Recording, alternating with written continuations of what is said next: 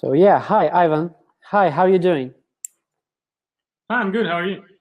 Yeah, pretty good as well, thanks. So yeah, just in one sentence, could you quickly please just, give a quick intro to the audience about yourself? Yeah, sure. My name is Ivan. I'm head of marketing for Kids Academy. It's a company that develops educational apps for kids. And one of the areas that I oversee is search ads. Absolutely. Amazing. So you've been working with Apple Search Ads from the very beginning, right? For more than a year now, I suppose. And our topic for today is Apple Search Ads main pitfalls, right? So instead of like everybody does, like we're talking a lot on the conference about like how-tos and what are tips and tricks. With you, we'll try to cover like the main pitfalls which you sorry, which you've met like along the way. So and how you dealt with those, basically. How do you feel about that? Yeah, let's do this. Absolutely. So let's, I guess, begin with the first one. What was like the main major pitfall you stumbled upon like at the very start of working with Apple Search Ads? Yeah, so I've been among the early adopters of the platform. And since I have extensive experience with AdWords, platforms like that, like my first thing was naturally to approach this in the same way. So what I did was take my campaign structures, the way I structured my campaigns and ad groups with AdWords, and I replicated everything with search ads because I thought that the same way.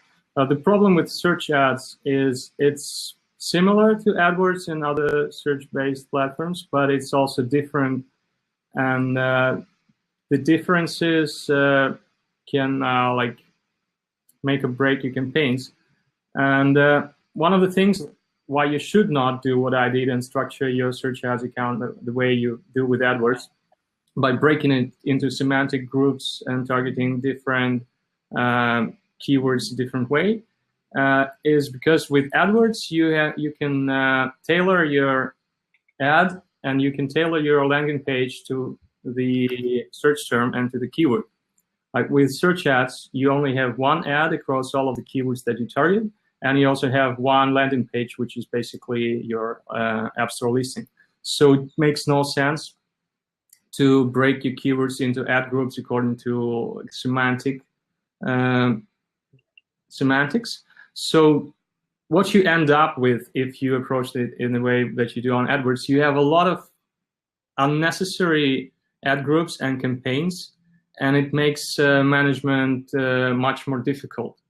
And you don't gain actually anything from that because, like I said, you can't optimize different campaigns, different ad groups in different ways.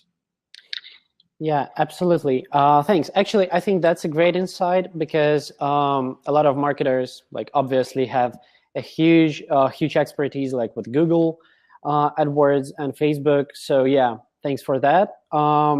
Let's move to the next one, I guess. Like maybe you have to share something like which you've met on the campaign setup stage, maybe. Yeah, on the campaign stage, there's a similar issue. Is that if you put too many ad groups into one campaign, whether you're doing it because you want to replicate your AdWords setup or because you want to target different types of audiences, and it's not a good idea to do that because all of the budget management is actually on the campaign level.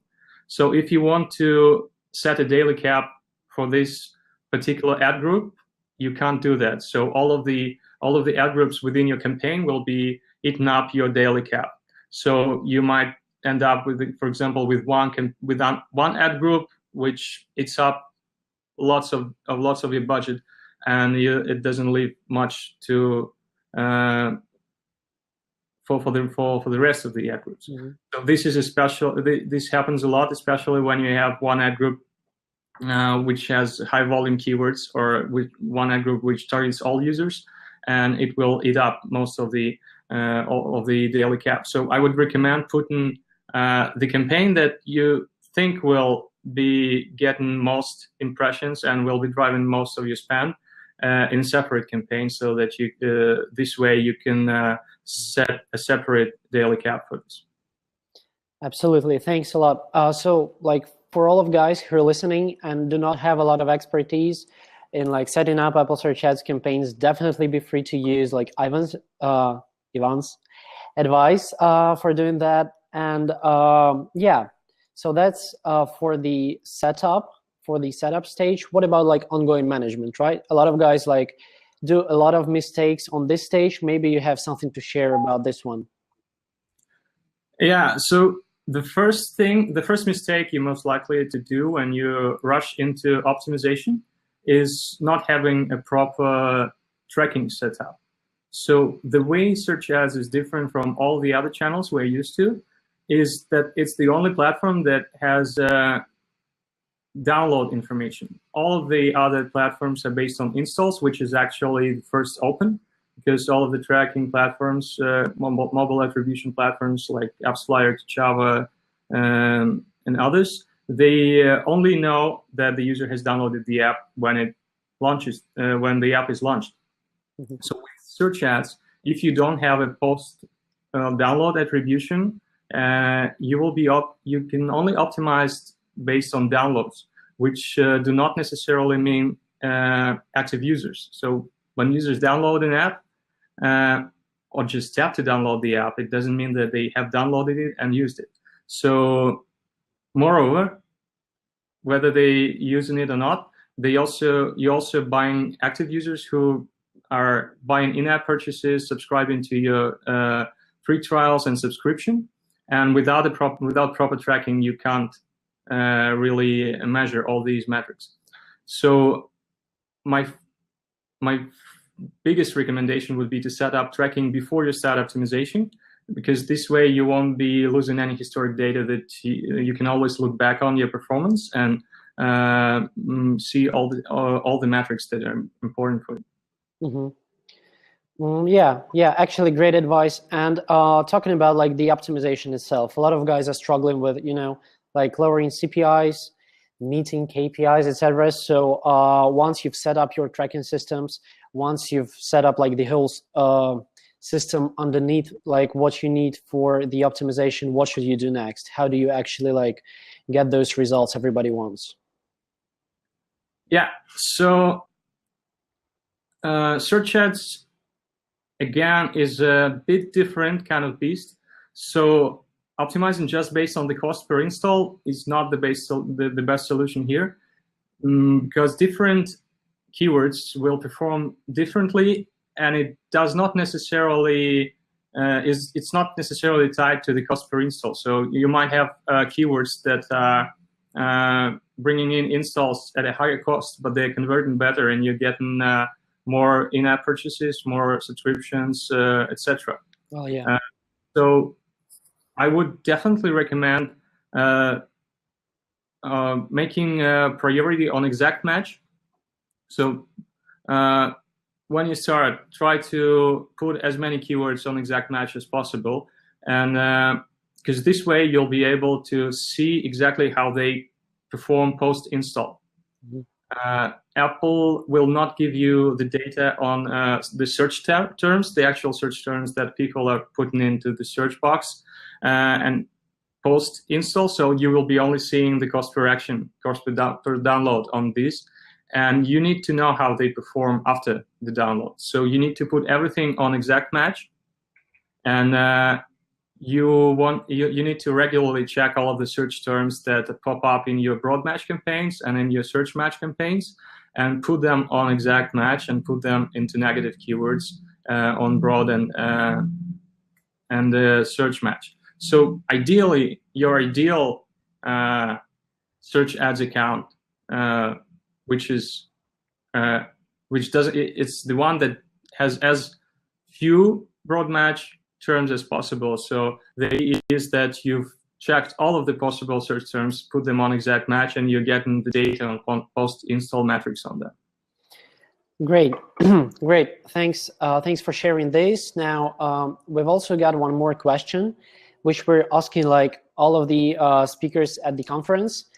So what do you think is like the future of Apple search ads? Now, you may do any kind of forecast, right? I know that like predicting what Apple will do in future is kind of a tricky game. They have a lot of surprises, but still, like, what do you think will change? In which way will they like alter the development? Maybe they'll be adding some kind of new placements or just changing structures, etc. Whatever you think will happen. Can you please expand on that? Yeah, so I think that in the long run, like the future of search ads is a platform that expands into searches that people do with Siri.